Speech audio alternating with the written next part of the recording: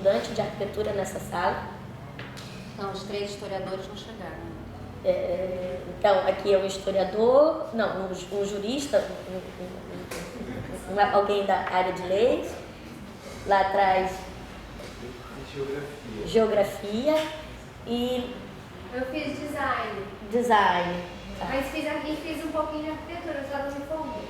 Tá, mas então tá mais ou menos na nossa área, a geografia e o direito, é que estão, ó, tá vendo? Não posso, como é que eu vou ignorar? Não dá. Então, meu amigo de 30 anos, vi nascer quase. Vi mesmo, criança de iniciação científica. Mas, então, vai ser mais uma conversa, tá? E os 7 pontos que eu preparei para vocês agora, que eu acho que são importantes para a gente conversar hoje, aqueles que são, pelo menos aqueles que fazem história, eu não pensei bem se eles... Mas eu acho que eles interferem não é um problema apenas de uma área disciplinar. Esses 7 pontos, você passou meus 7 pontos? Não, os 7 pontos estão ali. Eu passei a lista por quem chegou. Isso interfere no meu pensamento. Fica claro. Senão eu não consigo começar. Então, os 7 pontos que eu marquei são 7 pontos que eu acho que, independente se é a área de história ou se não é de história, não é um problema disciplinar. É um problema epistemológico. É um problema do campo do conhecimento. Né? Quando eu falar alguma coisa que vocês não entenderem o que eu estou falando, como eu sei que tem pessoas de vários níveis, vocês me perguntem. E eu vou ver se eu consigo responder também. Eu posso não saber responder. Tá? Então, o problema do campo do conhecimento. Eu acho que é um problema para atender uma preocupação do pascualino, é um problema de criar ferramentas ou pontos para a gente pensar uma situação contemporânea. Tá? Quais são esses pontos que eu separei para vocês? É lógico que alguns têm mais ênfase com a questão da história, entre outras coisas porque é a área que dominantemente eu atuo. Embora, como eu disse há pouco, eu sou formada em arquitetura, acho que é bom eu me apresentar antes de vocês se apresentarem, eventualmente uns e outro, que é o que eu gostaria de ter feito esse exercício, mas agora está tendo mais gente, vai ficando cada vez mais difícil. Mas eu sou formada em arquitetura no Rio de Janeiro. Depois eu fiz um curso de graduação em urbanismo na França. Depois eu fiz um curso de pós-graduação em ciências sociais, paralelamente ao curso de graduação em urbanismo, eu estudava sociologia urbana. Depois eu abandonei tudo isso, risquei e fiz um curso de formação em História da Arte. Depois eu voltei e fiz o doutorado em História. Então essa é a minha vida. Eu passei por diversos campos disciplinares. E eu atuo primordialmente, se me perguntarem o que você é, eu não direi que eu sou um arquiteto. Não sou. Eu sou formada em arquitetura. Tem um abismo enorme entre ser formado em arquitetura e ser arquiteto. A gente verifica se uma pessoa é ou não arquiteta depois de um certo percurso que ela fez na vida. Não é no momento que obtém o diploma. Obter o diploma não quer dizer nada, no meu modo de entender. Né? Muitos anos depois é que a gente verifica se aquela pessoa é ou não arquiteta. Eu também não me considero uma urbanista. Então, quando me perguntam o que você é, eu acho que eu sou uma historiadora. Embora eu dê aula de história, dê aula também de projeto. Eu comecei minha carreira, eu já cometi, como dizem os franceses dizem eu cometi, né? Como se fosse um erro, como se fosse um vocabulário jurídico, né? Alguém comete um delito, não é? Os franceses têm essa expressão quando eles falam, eu escrevi um livro, às vezes eles podem falar, j'ai commis un livre, eu cometi um livro. Não, eu fiz edifícios, eu cheguei a fazer arquitetura.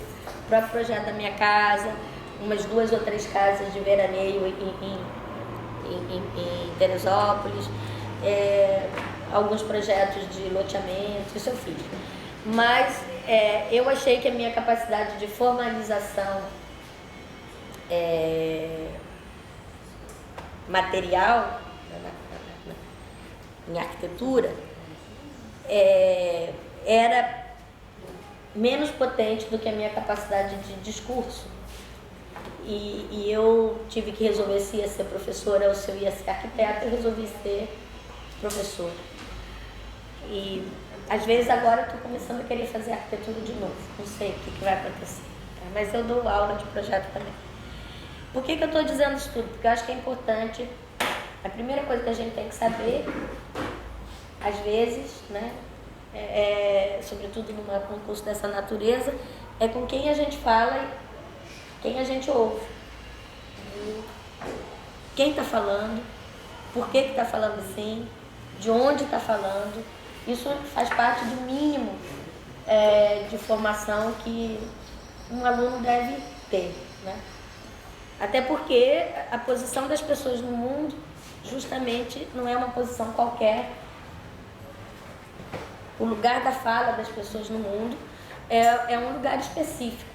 Ela tem a ver com as experiências que ela reuniu ou que ela deixou de reunir e os problemas que ela desenhou para ela própria. Eu vou falar muito a palavra problema. Não sei se essa palavra, vocês usam muito essa palavra aqui também ou não? Usa? Formular problemas. Formular problemas. Pois é. E resolvê-los. E resolvê-los. Eu venho de uma geração que fala a palavra problema. Por exemplo, essa palavra, eu tenho vários amigos, colegas de geração em São Paulo que odeiam a palavra problema. Mas a minha formação foi uma formação que colocou a ênfase, né? Eu talvez devesse dizer a vocês que eu fui formada por uma pessoa que a Paola nem valoriza muito, mas eu valorizo muito, foi muito importante para a minha formação, que foi a Françoise Choer, né? E com a Françoise Choer eu aprendi muito cedo, aos 23, 24 anos, por aí, quando eu fui fazer recém-formada, fui para a Europa para fazer o curso de urbanismo. Justamente eu comecei a aprender justamente que para Alberti, Leon Batista Alberti, a arquitetura era um problema, né? Como é que cada indivíduo constrói problemas para buscar resolvê-los, né? Quando vocês escrevem suas teses, vocês estão tematizando um problema que está ecoando, está fazendo uma questão que está fazendo problema para vocês, né? Aquilo ali está mobilizando vocês. Então, eu vou usar muito a palavra problema, vou usar muito a palavra problematizar, vou usar muito a palavra tematizar. Por quê? Porque quando a gente começa a pensar dessa maneira, a gente começa a desestabilizar muita coisa, eu diria quase tudo, né? Então, falar não é natural, falar é uma cultura. Utilizar certas palavras não é natural, isso tem a ver com as nossas leituras, o nosso posicionamento, o que a gente deseja. Então, no final das contas, nós somos produtos de culturas, tenhamos consciência disso ou não. Então, eu vou falar de um jeito que é a minha própria posição. Está fora de foco. Não, o problema não é fora de foco, é o fio que está... Não dá pra mexer porque ele sai igual. E se eu for mais pra cá? Vai piorar. A gente tá horas tentando arrumar. É? Não se mova. Mas como que nós vamos fazer então? Então não pode nem botar a tela cheia? Isso é, tá? Pode botar a tela cheia, só que ele vai ficar desse jeito. Se a gente fosse ver um filme ia ser um problema. Mas... Tá. Então os 7 pontos que nós vamos tratar tem a ver muitas vezes com a história. Tudo isso para falar para vocês sobre o que a gente vai falar. Tem a ver com a história porque é o campo em que eu atuo de uma maneira mais firme dentro da área de arquitetura e urbanismo. Agora, evidentemente, as questões que eu vou falar não têm a ver com estrito senso com a questão da história. tem a ver com mutações profundas observadas no campo do conhecimento, no campo epistemológico, nesses últimos 40, 50 anos. Porque também essa própria ruptura, ela não é uma ruptura abrupta, né? Ela é uma ruptura de uma... Nem é correto dizer é uma ruptura de uma geração, ela é uma ruptura que vai se dando em determinados momentos. Tá? Que ruptura é essa? A primeira ruptura justamente foi isso, foi a problematização da ideia de memória. Então, aqui são meus 7 pontos, tá? Memória, nós vamos tentar discutir memória, tempo, ator, campo, narrativa, conceito e situação. Então, essas palavras são as palavras que eu estava querendo achar que eu gostaria de discutir com vocês. E, inclusive, eu não gostaria de apresentá-las dessa forma como elas estão aí. Eu estava procurando, antes de vocês chegarem, posso tirar? Vocês já copiaram? Tá. Eu vou salvar, tá, Délis? Em algum lugar aqui. Para eu lembrar se um dia eu conseguir fazer um livro. Eu estava procurando, antes que vocês chegassem, eu estava tentando achar, vamos ver se eu acho aqui imagens, vamos ver, quem sabe em imagens eu consigo achar, não tem. Mas eu queria mostrar uma coisa muito curiosa para vocês. O que vocês fizeram aqui que eu não consigo achar a ponta do meu... Bergstein, cadê a ponta do meu... A ponta que eu diminuo a tela? Não, é porque a tela, na hora que você liga lá, ela aumenta. Não sei porque ela está programada então, assim. Mas aí a gente não consegue mais diminuir, não consegue mais mover. Nossa senhora, eu vou desistir do computador. Bom, não importa. Essa imagem aí dá pra ver. Essa é... Oh, meu Deus, vamos ver se a Luiz Bourgeois vai dar. Pronto. 7 pontos. Tá? Eu estava tentando achar com vocês a capa de uma enciclopédia Einaudi. Eu podia ter colocado aqui minhas nebulosas, tá? Vamos trabalhar esses 7 pontos, mas esses 7 pontos não são estanques. Eles não significam um crescendo. Começa na memória e termina na situação, tá? Ele não é 1, 2, 3, 7. 1, 2, 3, 4, 5, 6, 7. Eles formam uma nuvem de problemas.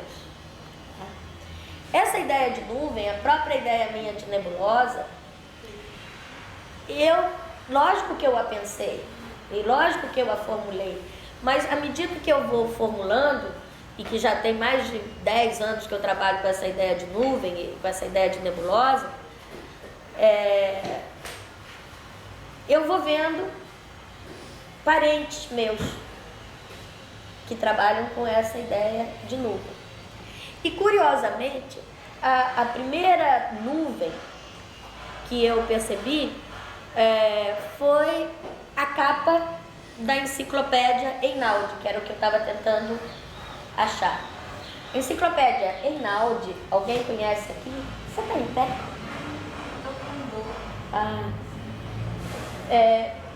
Alguém conhece essa enciclopédia? Conhece, Pascoalinho? Não? A enciclopédia Einaudi, Conheço a editora. a editora Einaudi foi uma editora criada na cidade de Turim. Vocês têm que imaginar que as cidades não são naturais. Tem cidades mais conservadoras, tem cidades menos conservadoras, tem cidades mais de esquerda, tem cidades mais de direita, para usar uma nomenclatura já que é muito polarizada, que já não nos satisfaz, mas apenas porque eu acho que vocês nunca pensaram dessa forma, né? Ser cidade não é natural, e a cidade é feita de quem? É feita de forças, de pessoas, de indivíduos, de energia, de interações. Então, eu estou dizendo isso porque a cidade de Turim não é a cidade sequer de Nápoles e muito menos é a cidade de Bari, né? Estamos falando de uma Itália, mas mesmo na nebulosa de cidades da Itália, eu queria que vocês usassem a metáfora nebulosa não só porque eu falei ontem, mas a metáfora nebulosa se aplica inclusive ao próprio campo do conhecimento, se aplica à história da cidade, se aplica... Como é que se aplica? Você pode operar com ela, tá? Então, a cidade de Turim, ali passou. Ali. Ah, não, mas essa não é boa. Não, eu queria... eu quero a contracapa. Pois é, eu sei, tô procurando. A enciclopédia Einaudi foi uma das primeiras enciclopédias que trabalhou com uma ideia de nuvem. Geralmente as enciclopédias, elas são por ordem alfabética. A, B, C, D, né? A enciclopédia Einaudi foi construída nessa cidade de Turim, uma cidade, portanto, muito atenta, né? Porque é uma cidade de esquerda. E o que tem o problema da cidade ser ou não ser de esquerda? Ser ou não ser marxista, digamos assim, ter alguma tradição marxista. O problema é que Marx nos ajudou a entender que nós somos os atores da história. Quer dizer, Marx puxou a história para o tempo presente. História não é uma coisa do passado. Nós estamos praticando história. Eu brinquei há pouco que isso que nós estamos fazendo aqui já é história. Já é, se a gente quiser, se a gente se for dado a isto um sentido coletivo, isto instaura uma excepcionalidade, um regime de excepcionalidade que a história tenta fazer para o plano coletivo, né? Vamos chegar lá daqui a pouco. Então, a Einaudi, vocês têm que lembrar que Turim é a cidade da Fiat. Então, Einaudi é uma cidade onde tem um partido dos trabalhadores, tem um movimento operário, desde 1892, quando foi criada a Fiat, né? Então, lá em Turim, esse grupo criou essa enciclopédia. E vocês têm que lembrar que os italianos, na década de 60, 70, eles acabaram de sair da guerra, uma pobreza muito grande na Itália, já diante da guerra, depois com a guerra, depois uma posição desconfortável. Por quê? Porque a Itália ficou no eixo com Mussolini, então uma posição desconfortável do ponto de vista da ideia de nação, né? Então, o debate intelectual na Itália, depois de 1945, foi intenso. E já na década de 60, por aí, vocês vão ver, são inúmeros, né? Paola dá as aulas dela da Internacional Situacionista, vocês vão ver que está lá imbricando, desde o fim dos anos 50, os intelectuais, Argan, Zev, aluno Gregotti, Rossi, na nossa área. Se eu for falar só na nossa área, mas eu podia ir, né, para outras áreas, eu podia ir em Ginsburg, podia ir, me ajude, esqueci do Tafuri, mas estou dizendo, se for para a área de história, a Monino da área de história da Guaruni, né? Dezenas, né? São dezenas de intelectuais trabalhando com a história e tentando entender as especificidades daquela cultura plural, porque vocês também sabem que a gente fala Itália, mas a Itália é recentíssima enquanto nação e ela é formada por culturas muito singulares e que estão dividindo um determinado território. Então, a Einaudi publica essa primeira enciclopédia, que é uma enciclopédia onde se trabalhou com uma espécie de nuvem. Ao invés de trabalhar por ordem alfabética, se trabalhava dentro de um espírito, não sei se Berenstein está dando aula sobre o Warburg, eu ainda não dei aula sobre o Warburg, mas o Warburg... Aqui, achei. Achou? Cadê? Aí, olha como é que ela fez, como é que era a enciclopédia Einaudi, tá vendo? Isso serve para nossa cronologia. Que coisa, mas como é que a gente vai sofrer com essa coisa, Berenstein? Mas se você tivesse falado, eu tinha isso em casa, Margarete, no meu arquivo. Eu sei. Mas eu não pensei, eu não treinei para fazer aula hoje. Vou fazendo aula de acordo com o que eu vou conectando. Agora eu perdi. Era uma conversa, não era uma aula, né? Agora eu perdi. Bom, é uma nuvem, tá à esquerda, tá depois disso para baixo. Não, era outra entrada, mas deixa. Tá. Então, eles trabalharam com nuvens de palavra, nuvens de conceito. Então, o conceito de memória está ao lado do conceito de história, está ao lado do conceito de monumento, está ao lado do conceito de arqueologia. Não, região. Esse é da região, por exemplo. Isso aí é a nuvem região. A nuvem. Não, aqui embaixo, peraí, deixa um instantinho que eu explico. Aqui embaixo, isso aqui é o conjunto das... Desce. Aqui, tá aqui, peraí. Tá aí, é só descer. Olha lá aqui. Ele não consegue ler. Tá, vocês não conseguem ler porque está fora de foco, tá? Cada eu vou tocar lentamente nesse objeto. Cada um conjuntinho desse aqui, ó, cada uma nuvem aqui, ó, é uma nuvem de noções, conceitos aparentados. Cada um é um volume da enciclopédia, tá? Se vocês forem também trabalhar o índice, eu tenho vontade porque eu estou vendo... Não, até... cada um é um verbete. Os Não, volumes cada- são as reuniões todas. Não. Isso daqui... Isso é o índice. Isso aqui é um volume, tá? Isso daqui é outro volume. Isso daqui é outro volume. Assim, mas eles juntam. Tá. Então, cada um desses é um verbete dentro do volume. Então, e cada linhazinha é um verbete. São os nossos 7 pontos, tá? Então, foi assim que foi organizada essa enciclopédia. Querem que eu diga para vocês um desespero? Eu quis agora, enquanto vocês não chegavam, procurar a data de publicação dessa enciclopédia.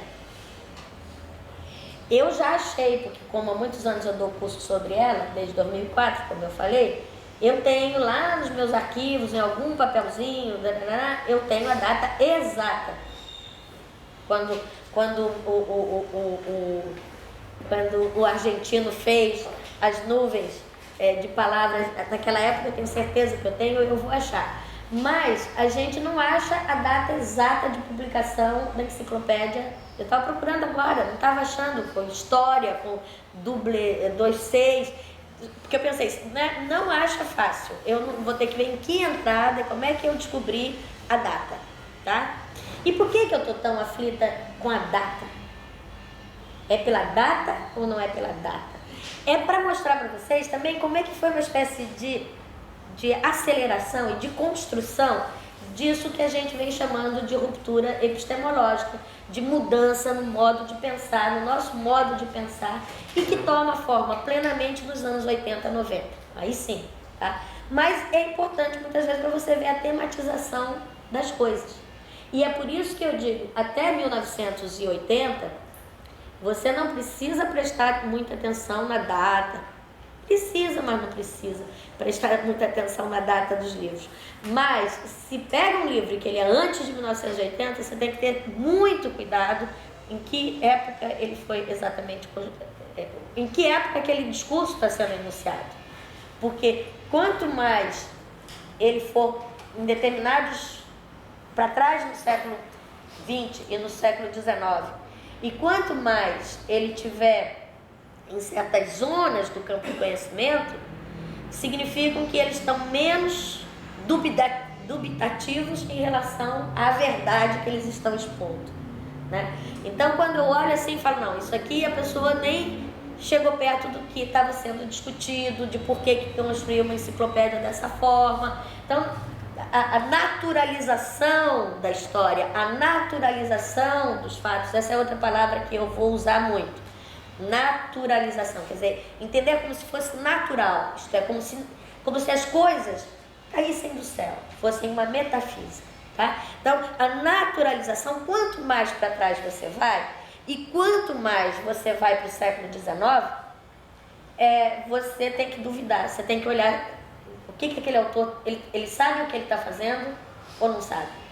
Ele está consciente do que é aquilo que ele está fazendo? Isso aqui, a pessoa... O grupo da Einaudi estava sabendo exatamente o que estava fazendo aqui. E nesse momento, que a enciclopédia foi publicada em Portugal em 1984. Eu li essa enciclopédia em 1987, em português já. Agora, a publicação dos verbetes, elas datam de mais ou menos antes de 1974. E por que eu falo isso?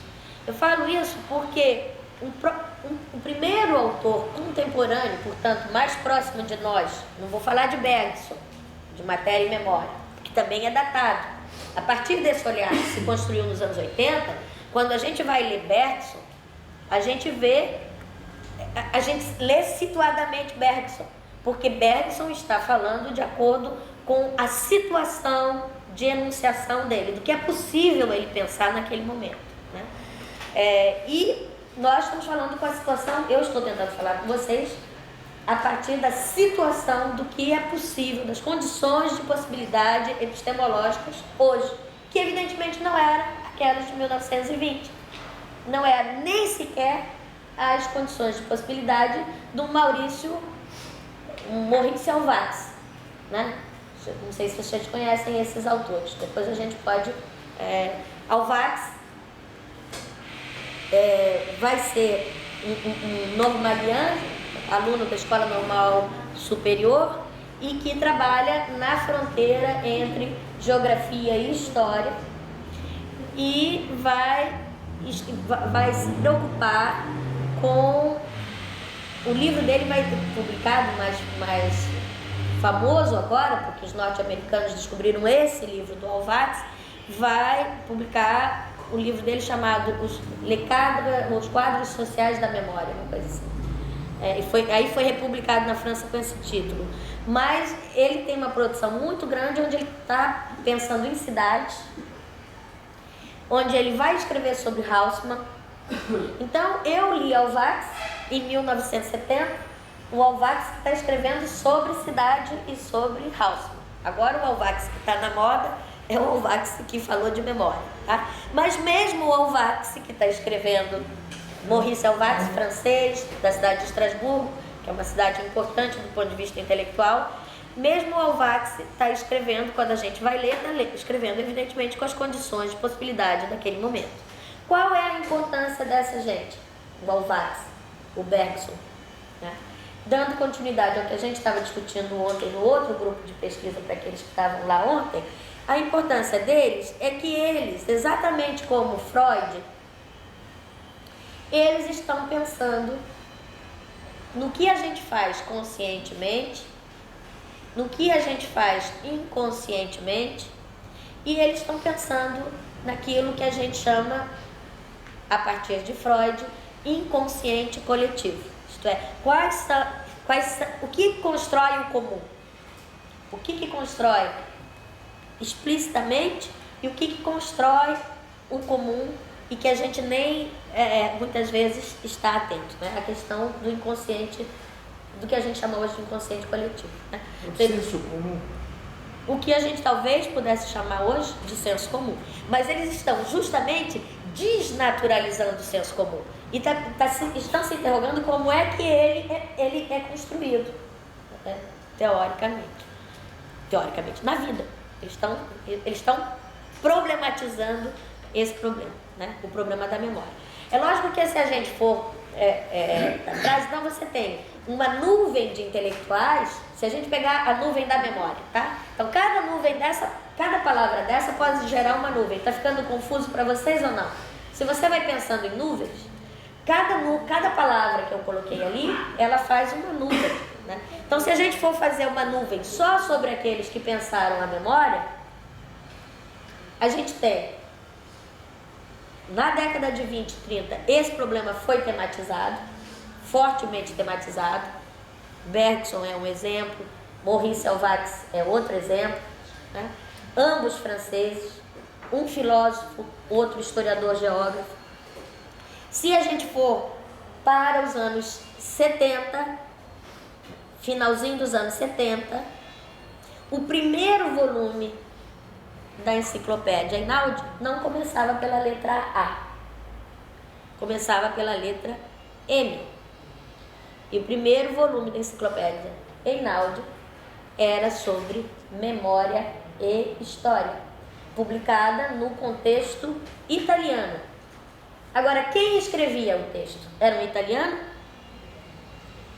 Todas essas perguntas são perguntas que a gente tem que fazer quando a gente está problematizando um objeto, né? Quem escrevia o verbete, quem coordenava a edição, foi uma pessoa que talvez um intelectual que vocês conhecem talvez mais, que se chama Jacques Le Goff. Ele foi o responsável pelo verbete memória e pelo verbete história. Eu não me organizei para dar essa conversa, senão eu estaria, vocês mexeriam na enciclopédia, eu já fiz isso. Já tenho milhões de volumes da enciclopédia lá em casa. E é bom porque vocês começam a pensar em rede, né? O que se fala quando, por exemplo, um volume deles que interessa a gente, região. Aí região tem fronteira, tem território, quer dizer, e às vezes tem coisa que a gente até não entende por quê. Eu acho que no de memória, eu não sei se no de memória tem, eu sei que tem monumento, mas o de memória eu teria que ver o índice. Tem alguma entrada esquisita no de memória, que é uma coisa que a gente não... A gente demora para entender por que aquela entrada está ali. Mas eles estão desestabilizando esse problema. Então, a tematização recente da memória, ela data de fim dos anos 70. E ela vai se concretizar melhor já no segundo texto que o Le Goff a segunda iniciativa que o Le Goff vai estar envolvido, que é a publicação em 1974, a publicação, evidentemente, do livro com o Pierre Nora. Esses nomes vocês conhecem? Eu queria só saber se essas coisas são muito esquisitas para vocês. Pierre Nora, uma coleção de 3 volumes que se chama Fazer a História, Faire l'Histoire. Então, Le Goff e Pierre Nora, 2 franceses da Escola de Altos Estudos em Ciências Sociais, onde eu fiz História, eles fizeram esse livrinho, foi traduzido em português, e que era uma coleção de textos trazendo novos temas de estudos, que em francês a gente diz objeto, né? Novos objetos de estudos. Aqui no Brasil também agora a gente usa novos objetos de estudo. Novas formas de abordagem, novos problemas. E um problema então foi memória e o outro problema a escrita da história. A gente pode dizer que até os anos 70, a visão hegemônica na escrita da história era justamente, ela era naturalizada, ela não era problematizada. Não era problematizado o problema, nem do recorte temporal, nem do tema que era estudado. A maior parte dos textos se focavam em grandes narrativas e eram... exatamente. Esse é um dos volumes, tá vendo? Novos problemas. Novas abordagens, tá vendo? Cada um deles, aqui a palavra é novos problemas. Esse aqui é um outro volume, novas abordagens. E tem o outro que é novos objetos, que deve estar em algum lugar, tá? E aqui o nome dos 2 autores, Jacques Le Goff e Pierre Nora. Tá? Então, não dá pra gente pensar em memória e em história sem não passar pelas obras, recentemente, sem passar pelas obras desses autores. E não dá pra gente pensar em história e em memória sem a gente fazer um trabalho arqueológico de como é que eles conseguiram, mesmo eles, foram conseguindo ter clareza sobre a memória e sobre a história, as questões de memória e história. O fato é que esses 2 conceitos, essas 2 noções, isto é, a nossa capacidade de lembrar E a capacidade de escrever sobre elas, o desejo de escrever sobre essas lembranças, essas reminiscências, cada palavra dessas também tem, não posso ficar aqui declinando tudo, né? Porque cada palavra que eu falar tinha que ir explicando. Lembrança não é a mesma coisa que reminiscência, né? Mas cada uma essas duas noções, elas não estavam problematizadas. Foi justamente o aparecimento da problemática da memória é que vai, ao mesmo tempo, junto, vai colocar o problema de como é que eu escrevo a história. Hoje nós vamos tentar nos ater aos nossos... Eu não vou dizer que nós vamos nos ater aos 3 primeiros pontos, porque de posse desses pontos, vocês vão ver que várias vezes eu estou falando de um e já estou falando do outro, justamente porque é uma luta, né? Mas vamos ver como é que a gente conduz a discussão de memória e de história. Eu vou deixar com vocês, eu sei que vocês não leem francês, muitos de vocês, e sei que alguns leem, então eu não sei como é que nós vamos fazer. Mas só para situar esses 2 autores, olha o que eu falei, situar os 2 autores. Por quê? Porque é lógico que essa geração vai nos ajudar a entender que não dá para você fazer leituras assituadas. Quanto mais a condição de situação e a condição de possibilidade ela é explorada, mais possibilidade de transversalidade. Olha que coisa complicada. Quanto mais a questão da situação ela é explorada ou pelo leitor ou pelo escritor, pelo historiador, quanto mais ele tem consciência disso, mais potência, mais transversalidade ele consegue alcançar com o discurso dele. Isto é, ele consegue transformar o discurso dele em mais comum. Quanto mais consciência ele tem da outra, e vice-versa. Quanto mais a gente consegue saber por que é que aquela pessoa está escrevendo aquilo, está enunciando aquilo, em que momento, e a gente começa a entender o processo intelectual dela, mais possibilidade traz para nós, como leitores, como interlocutores, na interação que nós estabelecemos com aquilo que nos cerca, mais possibilidade da gente pensar por contraste e por oposição e por relação, essas 3 coisas, contraste, oposição e relação, a gente consegue pensar sobre como dizer nós, isto é, não tomar aquilo como um modelo, mas tomar aquilo como uma possibilidade que te ajuda a pensar a sua própria possibilidade. Consegui explicar mais ou menos isso? Às vezes é complicado. Se eu falar alguma coisa que vocês não entenderem, veja, eu não escrevi aí 8º ponto. Eu poderia ter colocado 8º ponto. Identidade e identificação. Quanto mais eu compreendo as condições de possibilidade do Pasqualino,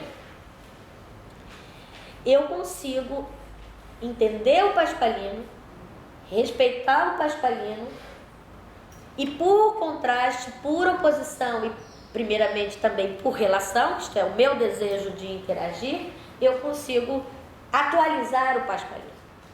Vou dizer isso porque outro dia, na discussão... Thaís, outro dia na discussão de vocês sobre arquitetura, eu não sei o que a gente estava falando de... Vocês estavam falando de alguém que... Bom, vocês estavam falando da atualidade ou não de um autor. Eu acabei de falar que certas coisas do Bergson já não nos interessam. Eu devia ter trazido o meu livro do Bergson, eu já dei uma matéria, um seminário só sobre memória e história, e meu livrinho do Bergson está igual a esse daqui que eu vou emprestar para vocês, está todo rabiscado, das coisas que eu acho que as condições de Bergson escrever aquilo eram outras e que hoje a gente já pode pensar de outra maneira. Então aquela parte do Bergson não me interessa, tá? Aquilo ali, aquele Bergson ali não me interessa, porque, lógico, outros autores nesses últimos 70 anos já me ajudaram a pensar outra coisa, e outro pedaço dele mantém a sua atualidade. Uma das coisas mais interessantes que eu me lembro da minha formação em História, que foi com essas pessoas. Eu estudei na escola que essa gente dava aula. Eu me lembro que foi quando a gente fez quando eu li um texto numa revista que eu ainda tenho hoje, que se chama Atas das Ciências Sociais, que era um texto sobre Galileu. O título do artigo era do Pierre Bourdieu.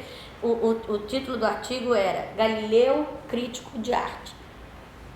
Tá? E nesse texto, a coisa mais interessante é que, lendo esse texto pela primeira vez, eu entendi uma coisa que é central nisso. Todos nós somos situados historicamente. Tudo que nós estamos falando a partir da nossa condição de existência, nossa condição, essa possibilidade de anunciação das coisas, aquilo que a gente já pôde pensar, aquilo que a gente não conseguiu pensar, aquilo que a gente não conseguirá pensar nunca. A gente está falando a partir daquilo que a gente pode, né? Então, esse conceito, inclusive, também é muito importante. Foucault que colocou em circulação condições de possibilidade, né? Essa história que está emergindo daí, esse modo de pensar a história que está sendo problematizado, que está sendo pensado sobre essas pessoas, ele coloca o seu foco no que é possível pensar. Quais são as condições de possibilidade de Bergson pensar? Qual é a condição de possibilidade de X, Y, de Descartes? Isso vale para tudo, né? Então, por que é interessante essa questão da condição de possibilidade? Não para a gente cair no relativismo. Vale tudo, né? Porque se eu vou, qual a condição de possibilidade da Paola? A Paola não estava naquele momento, não conseguia isso. Também você pode cair num excesso de relativismo. Então tem que estar atento. Mas esse texto do Galileu é interessante porque nessa escola aí, pouco a pouco, foi o que foi discutido naqueles anos 80, quando eu fiz parte dela, que o que a gente guarda como atualidade não é a narrativa. A narrativa vai envelhecer, eventualmente. A parte do Bergson que eu vou jogar fora, a parte do Bergson que eu vou guardar. Então, a narrativa, o discurso, pode inclusive passar. Agora, o que é que não passa? É a atitude do Bergson em relação ao próprio problema que ele se colocou. Quer dizer, é o grau de interação, de doação, de obsessão, de desejo, em relação ao que ele estava fazendo. Quer dizer, como é que ele... É isso que fica. O que fica, não fica...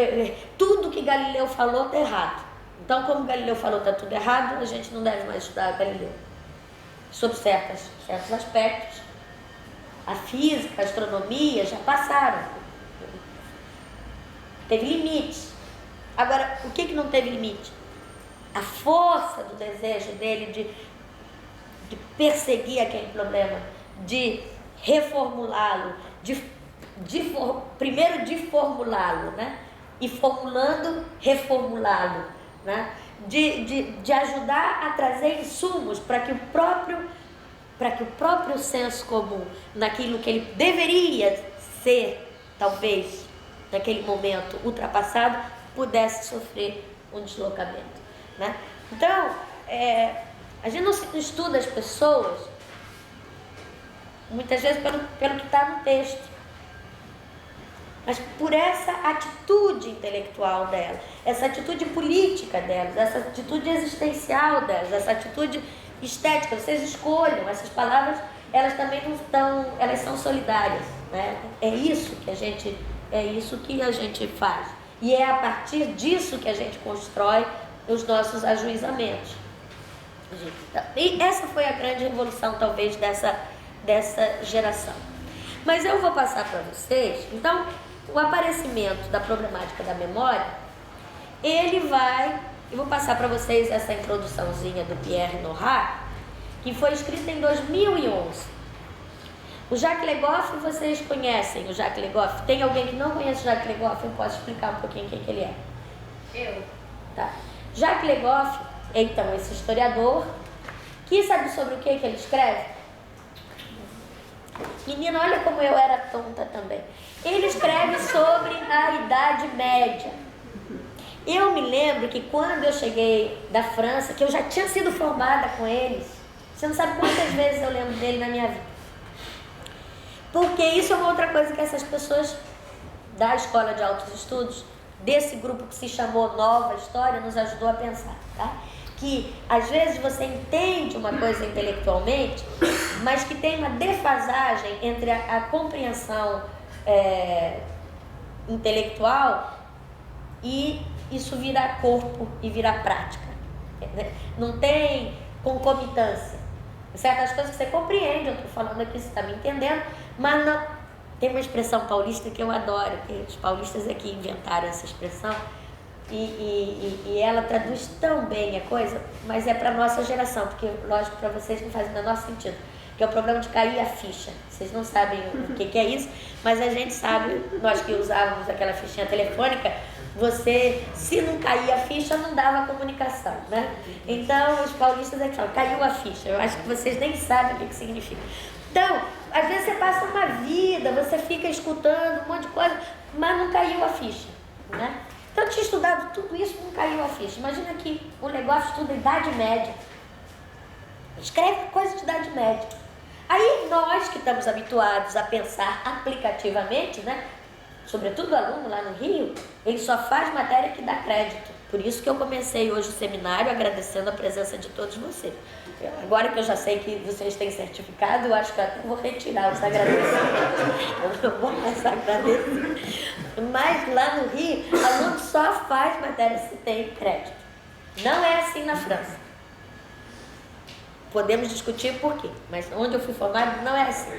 Você segue um modo de pensar. Você vai no seminário da pessoa. Os seminários do meu mestre, outro meu mestre, Roncaiolo, que trabalhou nessa coleção aí também, né, ao lado da Shé, você vai no seminário dele, tem 70, 80, 90 anos, você vai no seminário dele, você está pensando com ele. E aí tem aluno dele de 50 anos, de 60 anos, de 32 anos, de 42 anos. Eles estão no seminário.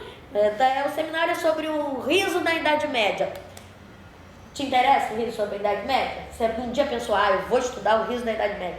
Eu falo de arquitetura, né?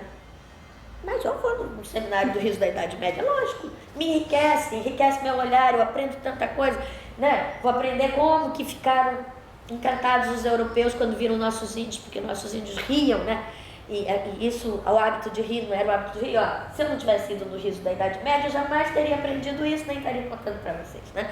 Mas está lá nos textos todos lá do Renascimento, porque era Idade Média e Renascimento o texto. Então Jacques Le Goff escreve Idade Média. E eu, quando vim para o Brasil, formada por eles, fui ser professora de História na PUC do Rio de Janeiro. Eu me lembro que eu tinha uma colega que estudava Idade Média. Aí eu pensava assim, meu Deus, mas essa menina é maluca.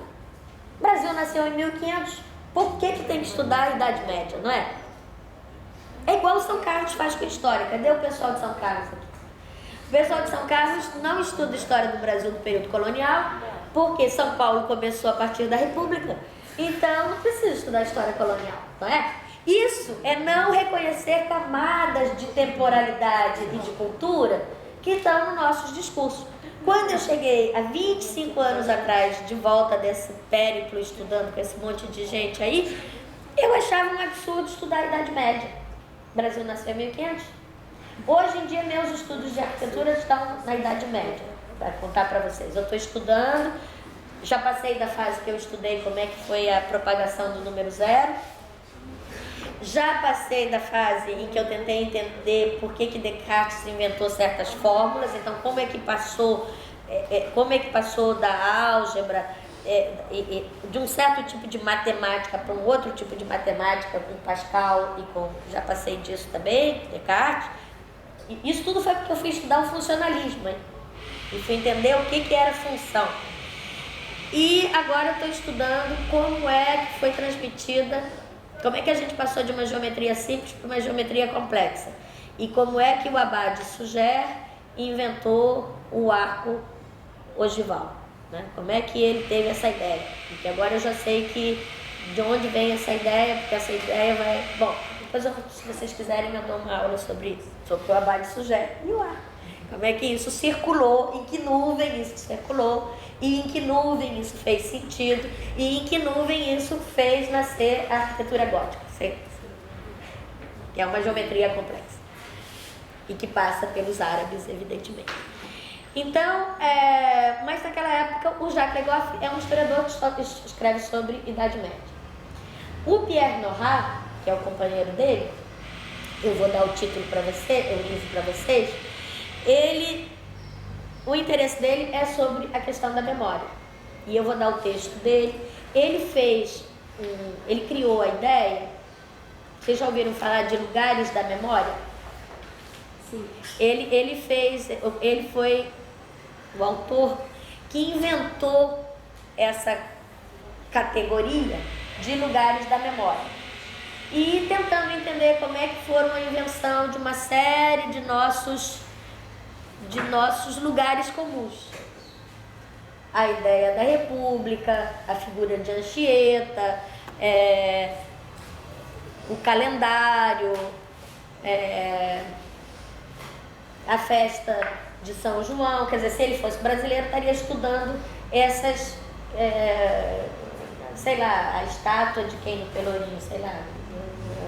Ele vai estudando a construção de certos objetos materiais ou não, como lugares de rememoração para certos grupos, para certas culturas, e o papel que fazem certos veículos, né? A enciclopédia, o livro, tem vários elementos, vários veículos que ajudam na construção desse coletivo, né? O papel da história, chegamos lá, o papel da história. O papel da história, então, por um lado, nós vamos ter os autores que vão estar trabalhando a memória, por outro lado, vão estar cada vez mais, o Pierre Nora fez, acho que são 6, quantos volumes, meu Deus? São 6 ou 3, vocês vão ver aqui, o número eu esqueci. Eu comprei uns 2, tá? Mas são 6, 7, 8, 9, 10 volumes só de lugares da memória. Tentando entender essa construção na França do que seria os lugares, geralmente os textos são sobre a França, lugares de memória para os franceses. Como é que eles passaram a gostar do camembert? Como é que o camembert, que era um queijo da Normandia, passou a ser consumido por quase toda a França? Como é que eles começaram a ter o culto de certas figuras? Como é que as regiões da França, que eram tão plurais quanto a da Itália, começaram a se reconhecer como um todo, como uma nação? Então, esse textinho aqui, embora em francês, ele vai ser muito útil. E ele vai ser útil por quê? Porque ele vai juntar história e memória. Ele vai mostrar uma coisa que é fascinante. Quem já leu aqui As Palavras e as Coisas? Todo mundo? Então, Foucault, nas Palavras e as Coisas, eu achei engraçado porque como demorou para isso vir para o vocabulário dos historiadores, né? Foucault vai mostrar aqui o descolamento, né? A partir justamente do século XVII, como é que há um descolamento do discurso em relação às coisas. E como aquilo que era experiência vai passando por esses outros veículos que vão fazendo uma espécie de... vão produzindo, ao mesmo tempo com um efeito de difusão, vai produzindo também um efeito de afastamento, né? Todas aquelas páginas sobre o cavalo, como é que se falava o cavalo, e depois como é que a gente começou a desenvolver esse espírito classificatório, né? Taxonômico, E começa a dizer, é um mamífero, é vertebrado, é não sei o que. Então, como é que ao declinar uma série de atributos, eu acabo perdendo também a experiência do próprio cavalo, né? Nesse textinho que saiu em 2011, que é a introdução desse livro Presente, Nação e Memória, que eu emprestei para vocês ontem, tirou o xerox? Pois é, eu vou deixar lá para quem quiser tirar xerox. O Pierre Nora, então, escreveu, vamos dizer, 13 volumes de... Ele não escreveu, ele foi juntando historiador. Tá? 13 volumes, começou no ano da Revolução Francesa. Ele começou a fazer esse trabalho por conta das comemorações do bicentenário da Revolução Francesa. E ele começou a estranhar aquilo, falou, mas meu Deus, por que estão comemorando? Como é que a gente inventou que na Revolução Francesa tinha uma figura de mulher, que era aquela Marianne, né? A Marianne, que está na frente. Por que a gente, de tantas músicas que foram compostas em 1789, como é que a gente começou a cantar só a Marseillaise, Allons enfants de la patrie, né? Então ele começou ali em 89 e gerou 13 volumes. E agora ele fez uma espécie de subsolo do processo mesmo dele intelectual ao longo desses anos. Quer dizer, o que no final das contas estava dando suporte e quais eram os problemas que não foram explicitados, mas que estavam dando origem a essa iniciativa. E então tem esse texto, onde eu achei muito interessante, porque como Foucault já tinha mostrado para uma série de coisas, mas demorou para cair a ficha, né? Ele vai mostrar com uma clareza cristalina, ele vai dizer que houve 3 tempos, a partir do começo do século XIX, em que a memória que todos nós temos, uma criança tem memória, um bebê tem memória. Eu estou acompanhando o crescimento da minha neta, ela já reconhece, tem 5 meses, ela já reconhece. Ela já tem memória de coisas que agradam a ela. Ela já escolhe, ela já tem objet trouvé, ela já tem os objetos que são os dela. Você pode colocar o elefante, a estrela. Vocês me desculpem de falar de uma maneira tão pessoal, mas é porque a vida é assim. Nós não estamos estudando coisas abstratas, nós estamos estudando coisas para a vida e na vida, né? Então é muito engraçado que eu estou até brincando que ela é a menina, ela tem, eu já botei um apelido, um dia eu vou escrever um textinho para ela, que é a menina, como é que é? A menina que devora livros e estrelas e, como é que é? A menina que come livros e estrelas e devora serpentes. Porque tem 3 objetos que ela adora, de tudo que a gente já coloca no bercinho dela. Ela gosta de um livro, que ela fica mordendo por todo lado, né? Então você pode botar outras coisas, ela tem memória, ela vai lá e pega o livro dela. Quando ela vai para minha casa, que o livro fica na casa dela, então tem outros objetos. Dali ela decidiu que ela gosta de uma boneca que tem uma forma de estrela e aí ela fica com a estrela. E gosta de uma serpente, porque a serpente tem uma língua grande, assim ela alcança a língua e fica pegando a serpente. São os objetos. O elefante, que também tem uma tromba, não interessa. Não sei se é porque o elefante é cinza, né? Eu estou dizendo essas coisas muito banais, mas é porque memória, a gente sabe agora que tem, inclusive, memória genética. Nós temos memória genética. Isso é outra coisa que eu não sei, vocês são muito jovens, não percebem. Eu percebo agora entre parentes que não foram criados juntos e que fazem o mesmo gesto, tem a mesma gestualidade, tem a mesma movimentação corporal. Cadê a que é de coreografia? Não veio? Ludmilla? Não. Cinema. Né? Então, é impressionante. Então, memória todos nós temos, né? E o problema da memória, para nós brasileiros, é fundamental. Eu não sei se eu vou conseguir nessa fase que eu estou da minha vida, porque isso é um problema.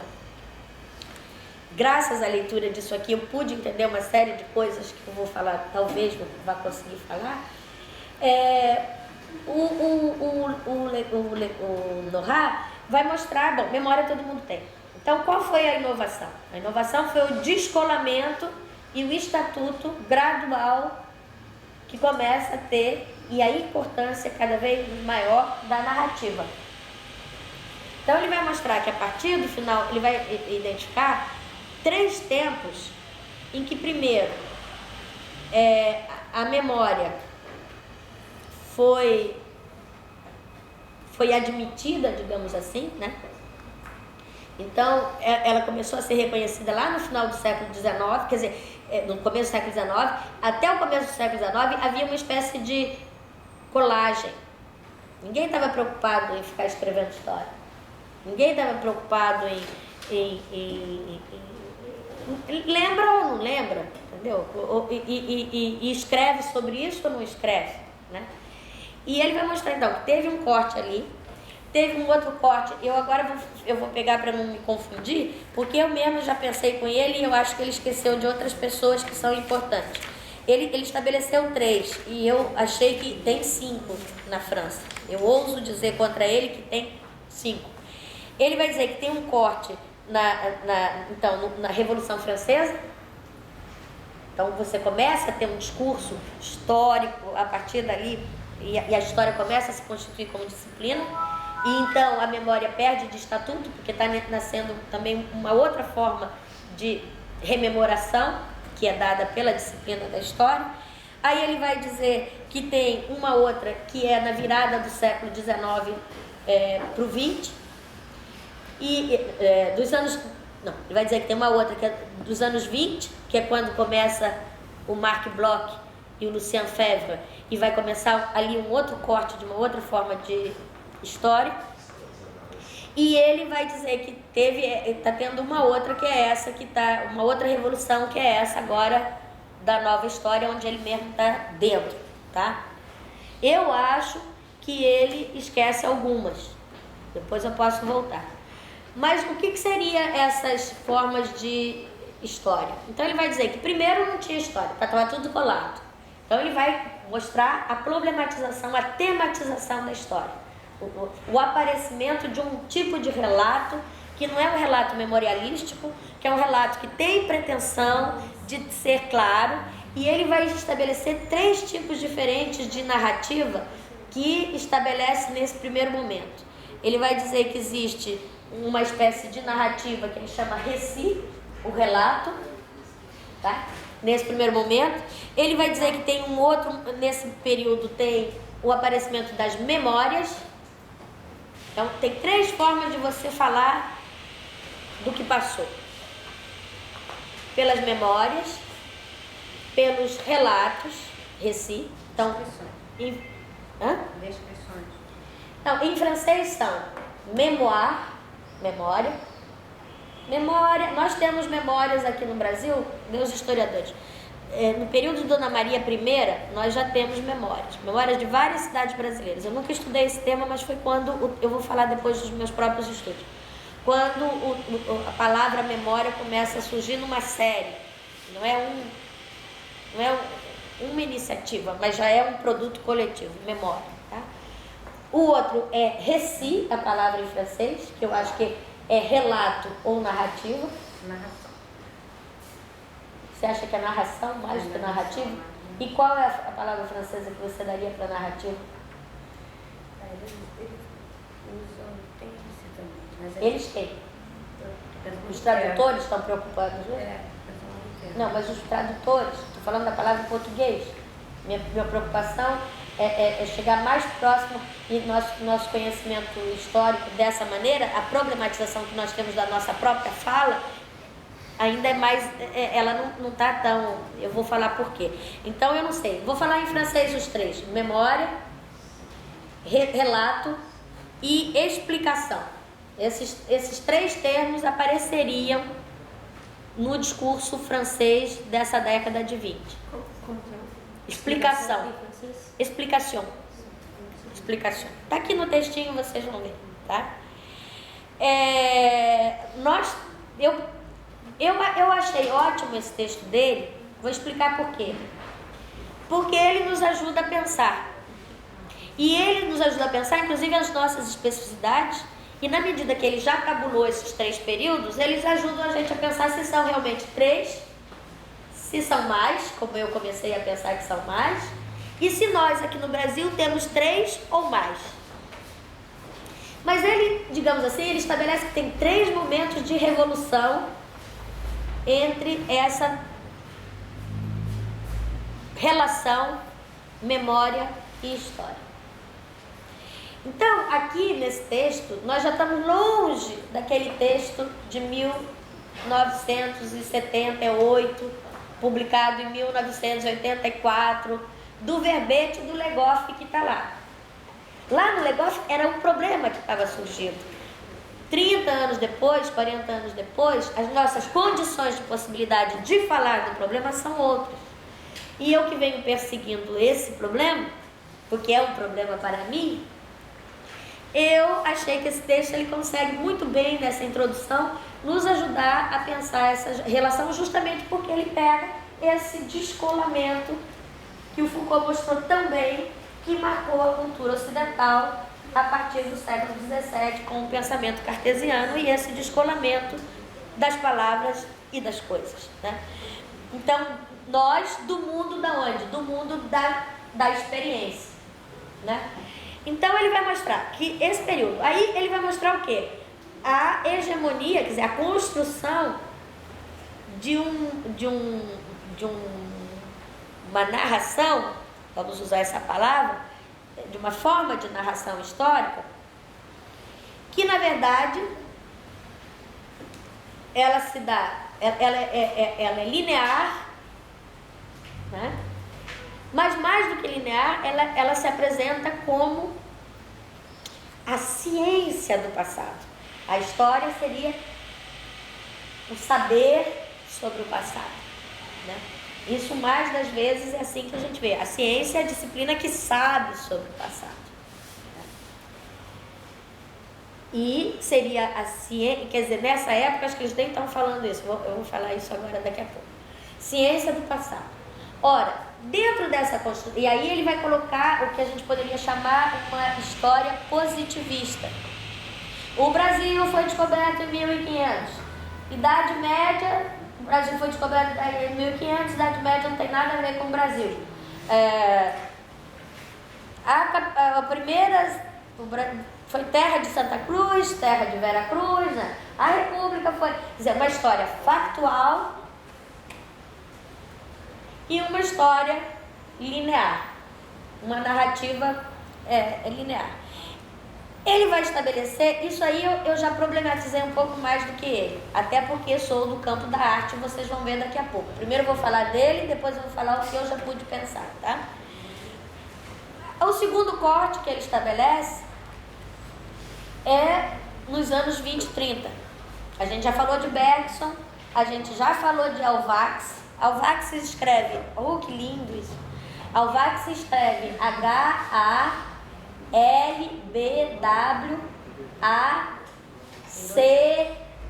2 L's não, Alvax. Eu escrevi muitas vezes essa palavra. Ai, que maravilha! Igor, você é Deus. É o meu computador. Vamos lá. Olha aqui. Alvax. Tá aí, tá embaixo, tá embaixo. Tá lá, ó, tá vendo? Desce, desce, desce. Esses são os nomes. Então a gente já viu que na década de... que eu faço. Esse do segundo. Tá vendo? O Alvax é desses da década de 20, 30. Alvax, Bergson. Que é quando justamente o Nohar também é essezinho aí. Maravilhoso, lá da cidade de Estrasburgo. Vocês sabem, agora que vocês já sabem que as histórias, que as cidades não são iguais, né? E agora que vocês já sabem que tem cidades de vários tipos, prestem atenção na cidade de Estrasburgo. Nenhum de nós, se a gente mandar algum aluno estudar na França, eu acho que dificilmente vai querer estudar na cidade de Estrasburgo. Vai pensar em estudar em Paris, né? Sei lá, vai querer estudar em Bordeaux, vai querer estudar, sei lá. Mas se for advogado, cadê meu advogado? E o advogado desistiu da aula. Ele volta, Foi embora. ele volta e deixa as coisas aqui. Foi embora, meu advogado. A cidade de Estrasburgo é uma maravilha, sabe por quê? Porque quando a gente está em situação, quando a gente está nos limiares, quando a gente está tendo que trabalhar com 2 ordens de coisa, ou 3 ordens de coisa, ou 4 ordens de coisa, quando você está trabalhando nos interstícios das coisas, né? É fantástico. Quando você está trabalhando no interstício de culturas, quando você consegue suplantar a visão dual e colocar... Né? Então, o que acontece com a cidade de Estrasburgo? A cidade de Estrasburgo, ela está numa zona... Primeiro, ela está na Alsácia e na Lorena. Né? Ela está na Alsácia, é o meu advogado. Então, ela já está num problema de uma região na França que tem especificidades. Então, ela não é a França. Ela já tem singularidades em relação à própria ideia de França.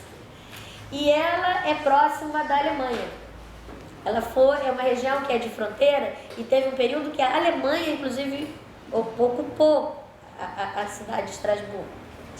É uma cidade de católicos e de protestantes, porque vocês sabem que na Europa, os católicos, os protestantes não podiam morar em qualquer lugar. Tinha que a comuna, tinha que o município autorizar que ali morassem pessoas de outra fé. E isso não era permitido em todas as cidades, mas Estrasburgo foi. Então, ela acolheu os maiores intelectuais nesses últimos 150 anos. Então, começa lá para trás com Zimmel, foi professor da Universidade de Estrasburgo. Vou citar alguns de memória, tá? Zimmel foi professor de Estrasburgo. A Escola dos Anais nasceu em Estrasburgo. Deixa eu só terminar esse título. A Escola dos Anais nasceu em Estrasburgo com Lucien Febvre e com Marc Bloch. Para chegar perto de vocês, eu vou dizer, o Maurício Avax era professor em Estrasburgo.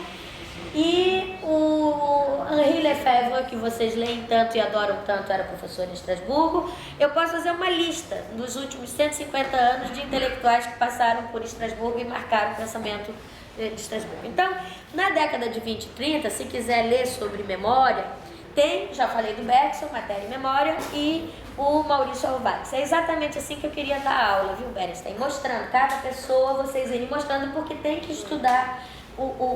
Você pode ficar aqui do meu lado e vai fazendo esse trabalho. Muito obrigada.